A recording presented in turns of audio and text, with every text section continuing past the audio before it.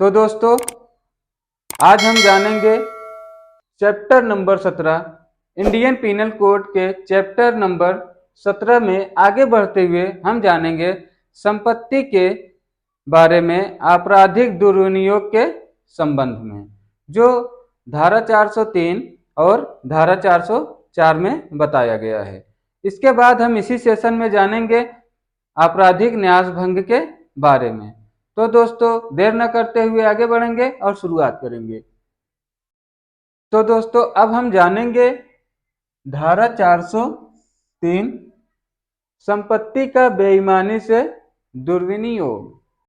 तो दोस्तों, पहला जो आशय होना चाहिए बेईमानी से, दूसरा संपत्ति का दुर्विनियोग, और वह संपत्ति जिसका दुर्विनियोग किया जा रहा है वह संपत्ति चल होनी आवश्यक है। अब हम एग्जाम्पल के तरीके से इसको समझेंगे कि संपत्ति का बेईमानी से दुर्विनियोग क्या होता है।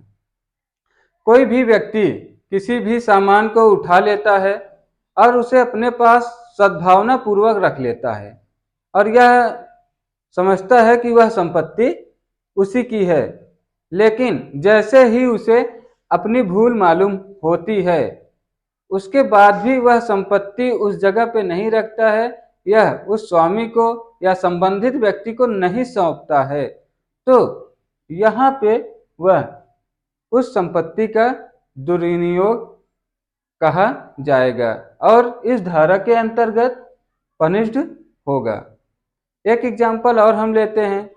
कोई भी व्यक्ति आपके घर आता है और आपका कोई भी सामान आपकी जानकारी में ले जाता है और आप उस सामान को भूल जाते हैं, लेकिन वह व्यक्ति जानता रहता है कि मैं इस जगह से ये सामान लाया हूँ, और उसके बाद भी वह बेईमानी के आशय से, जैसा मैंने बताया बेईमानी होना आवश्यक है, बेईमानी के आशय से वह सामान रखे रहता है और अपने उपयोग में लाता रहता है, तो इस धारा के अंतर्गत दंडनीय होगा। तो हम देखेंगे कि इस धारा के अंतर्गत अपराध करने वाले व्यक्ति को क्या पनिशमेंट है। 403 के अंतर्गत अपराध करने वाले व्यक्ति को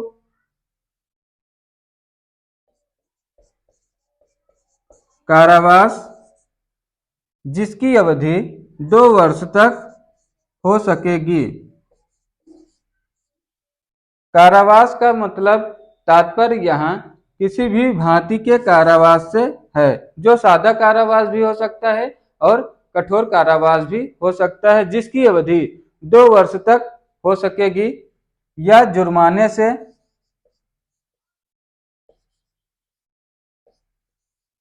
या दोनों से दंडित किया जा सकता है। यह कारावास से जिसकी अवधि 2 वर्ष तक हो सकती है या जुर्माने से या दोनों से दंडित किया जाएगा। तो दोस्तों, अब हम आगे बढ़ेंगे और देखेंगे धारा 404 में क्या प्रोविजन है, क्या प्रावधान है। तो दोस्तों, हम 3 पॉइंट पे गौर करेंगे, ध्यान देंगे। जो कोई जानते हुए कि कोई संपत्ति मृत व्यक्ति के कब्जे में थी, दूसरा जो उसका वैध हकदार है, तीसरा जानते हुए उस संपत्ति का दुर्विनियोग या उपयोग करेगा स्वयं के लिए, तो वह व्यक्ति, ऐसा करने वाला व्यक्ति इस धारा के अंतर्गत पनिश्ड होगा। धारा 404 के अंतर्गत पनिश्ड किया जाएगा।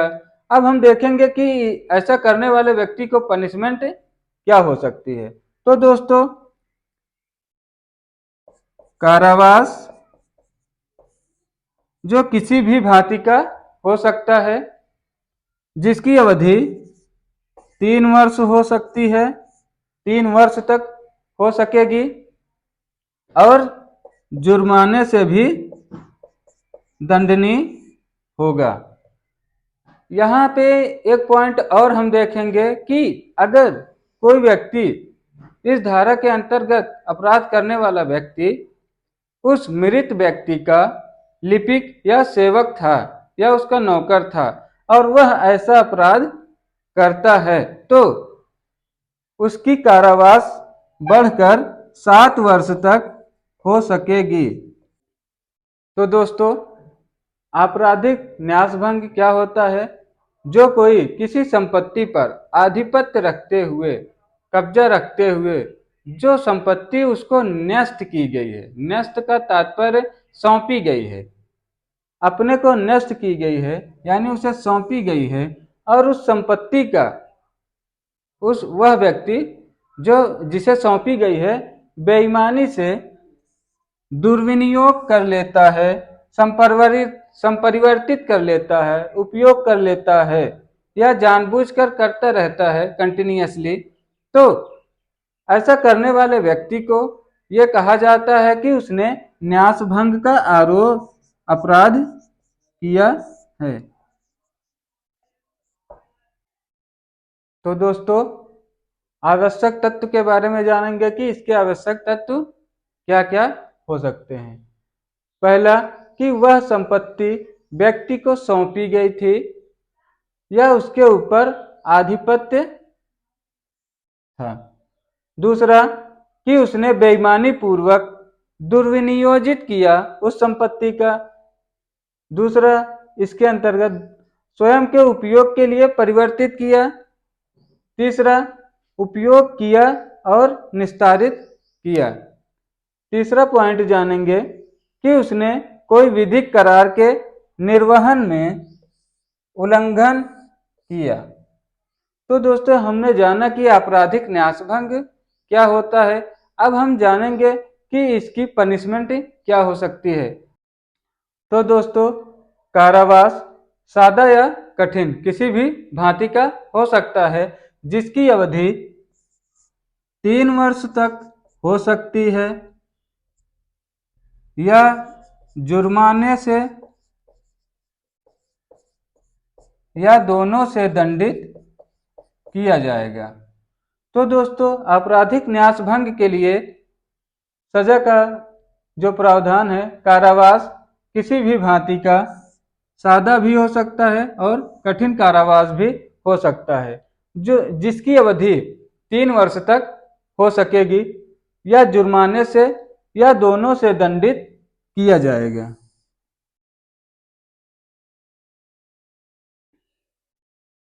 तो दोस्तों, हम जानेंगे धारा 407 वाहक आदि द्वारा आपराधिक न्यासभंग।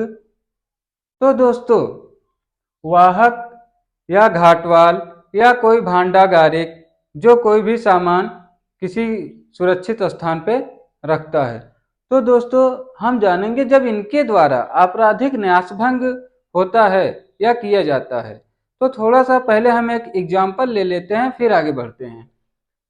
जो कोई भी वाहक हो, घाटवाल हो या भांडागारिक हो, जैसे कोई भी व्यक्ति है जो किसी सामान को ढोने के लिए या किसी एक स्थान से दूसरे स्थान पे सुरक्षित पहुंचाने के लिए न्यस्त किया गया है, या वह संपत्ति उसे सौंपी गई है और वह बेईमानी से उस संपत्ति का दुर्विनियोग कर लेता है, बेच देता है, या स्वयं के उपयोग के लिए कर लेता है, या स्वयं के उपयोग के लिए परिवर्तित कर लेता है, तो ऐसी स्थिति में यहाँ इस धारा में सजा का प्रावधान बढ़ जाता है।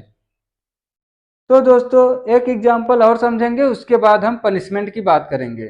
तो दोस्तों, कोई भी घाटवाल है, जैसे नदियों के किनारे या किसी और जगह पे सामान को उतारा जाता है और वहाँ पे कुछ कर्मचारी लगे हैं जो उस सामान को सुरक्षित रखने के लिए या सुरक्षित पहुँचाने के लिए नष्ट किए गए हैं या नियोजित किए गए हैं, और उस स्थान पर नियोजित होते हुए वह व्यक्ति आपराधिक न्यासभंग करता है, तो वह व्यक्ति, ऐसा करने वाला व्यक्ति इस धारा के अंतर्गत पनिष्ड किया जाएगा। तो हम जानेंगे इस धारा के अंतर्गत अपराध करने वाले व्यक्ति को क्या पनिशमेंट मिलेगी।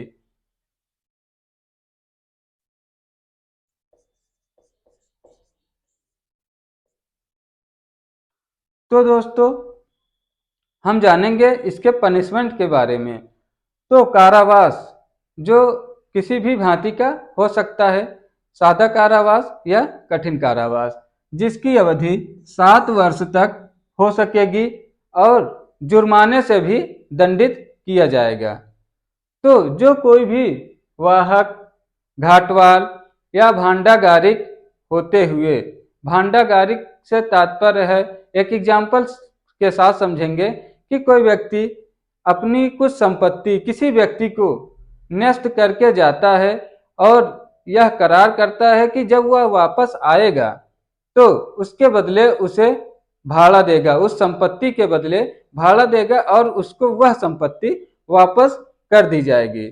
लेकिन उसके आने से पहले ही वह व्यक्ति जिसका वह भंडारण करता है, वह रखे रहता है, उसका दुर्विनियोजन कर लेता है, बेच देता है या अपने उपयोग के लिए ले लेता है, संपरिवर्तित कर देता है या परिवर्तित कर लेता है। तो ऐसा करने वाले व्यक्ति इस धारा के अंतर्गत आएंगे। तो दोस्तों अब हम आगे बढ़ेंगे और देखेंगे धारा 408, लिपिक या सेवक द्वारा आपराधिक न्यास भंग। तो दोस्तों पिछली धारा 407 में हमने जाना वाहक आदि द्वारा न्यास भंग। इस धारा में दो शब्द प्रयोग किए गए हैं, लिपिक या सेवक द्वारा आपराधिक न्यास भंग।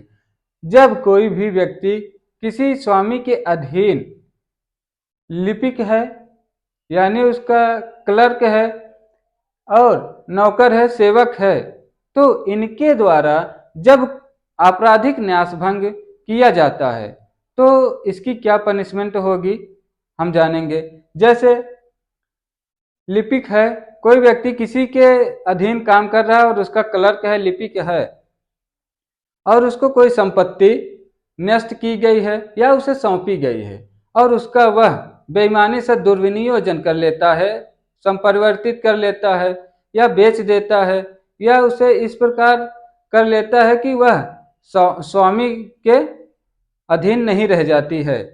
तो ऐसा करने वाला व्यक्ति या सेवक होते हुए या लिपिक होते हुए ऐसा करेगा तो इस धारा के अंतर्गत पनिश्ड किया जाएगा, जिसकी कारावास और जुर्माना हम देखेंगे कि क्या कारावास हो सकता है और कितना जुर्माना हो सकेगा।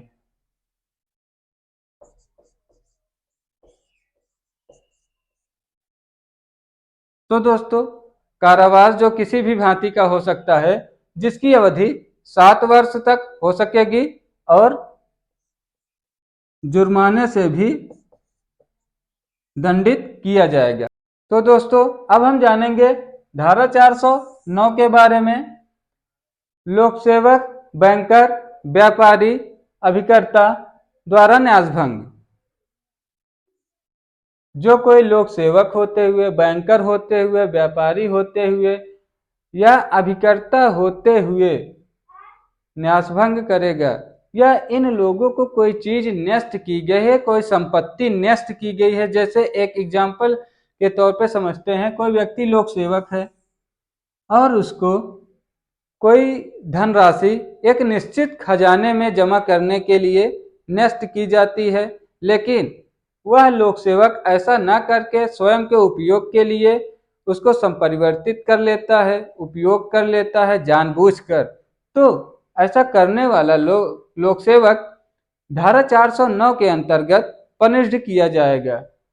एक एग्जाम्पल और समझते हैं, कोई बैंकर है, कैशियर है, जिसके पास बहुत सी धनराशि होती है और वह एक निश्चित खजाने में जमा करने के लिए होती है, उसको नष्ट की जाती है, लेकिन वह ऐसा न करके लोक सेवक की तरह वह भी अपने को उपयोग कर लेता है उस धनराशि को, या संपरिवर्तित कर लेता है या उसका दुर्विनियोग कर लेता है और ऐसा करके आपराधिक न्यासभंग करता है। तो इस धारा के अंतर्गत अपराध करने वाले लोक सेवक, बैंकर, व्यापारी या अभिकर्ता को क्या पनिशमेंट मिलेगी, क्या कारावास हो सकेगा, क्या जुर्माना हो सकेगा, हम जानेंगे इसके बारे में।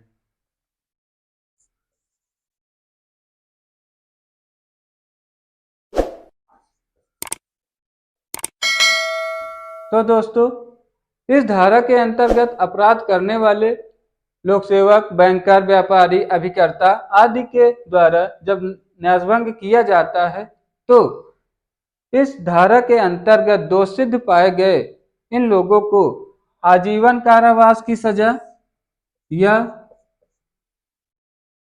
कारावास जिसकी अवधि 10 वर्ष तक हो सकेगी और